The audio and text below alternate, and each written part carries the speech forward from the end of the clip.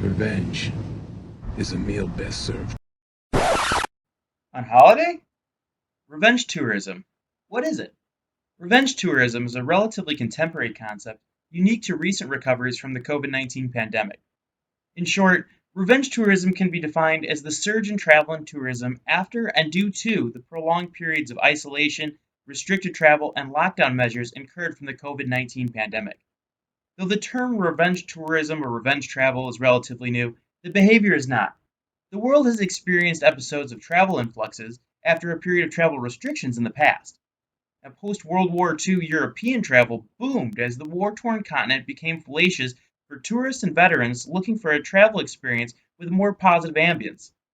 Another way to look at it is after being pent up and unable to travel, people are anxious to venture out and seek to travel with a vengeance. Let's look at how revenge tourism is impacting our current situation in Malaysia in autumn of 2021.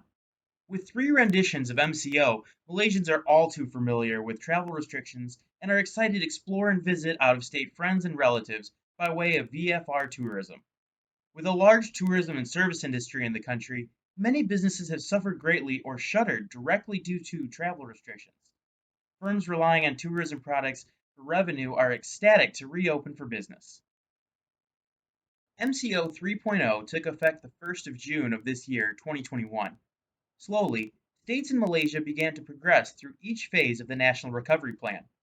Here we are in October, and finally seeing the revenant of normalcy.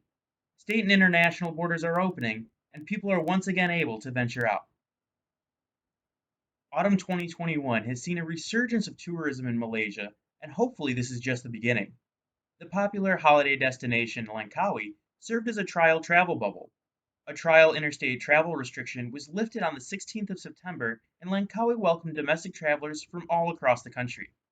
The trial was wildly successful, generating a swell of revenue while simultaneously preventing the adverse impacts to the infection rate. Today, Malaysians are open to travel abroad, and as of the 28th of October, foreign long-term pass holders are permitted to enter the country without preliminary governmental approval. Why is revenge tourism so significant? According to Statista.com, tourism contributed almost 100 billion ringgit to the country's GDP in 2018. Tourism is one of the country's biggest industries after agriculture and manufacturing. The COVID-19 pandemic brought the industry to a grinding halt. In turn, this had an adverse effect on the national economy as a whole. The resurgence of travel brought on via revenge tourism is a shot in the arm not only for the tourism industry, but the national economy as well. The more transactions occurring in an economy, the healthier that economy will be. The forced reduction in spending from the pandemic has created vast stress on this economy. The combination of a successful vaccination rollout, SOP adherence, and the National Recovery Plan have decreased the infection rate to the lowest levels in the last 4 months. This has allowed for a successful travel bubble in Langkawi and paved the way for reopening. Tour operators must be cautious as carrying capacities can quickly be exceeded with the droves of travelers seeking revenge on their isolation.